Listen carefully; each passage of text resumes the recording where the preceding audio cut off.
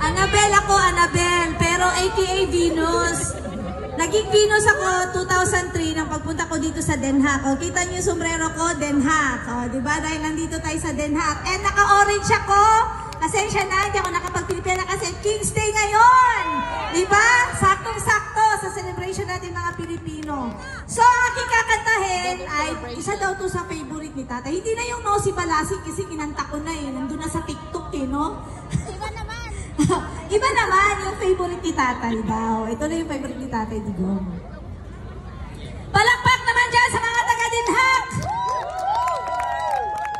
Mga taga-Netherlands! Mukhang nandun ba tayo mga taga-Den Haag eh? Kita ko eh. Nandun puto! Okay, ito na. Hindi natin tagalan to. Sige. Para kay Tatay at para sa ating lahat. And para sa Panginoon, huwag natin kalimutan laging magdasal talaga tayo.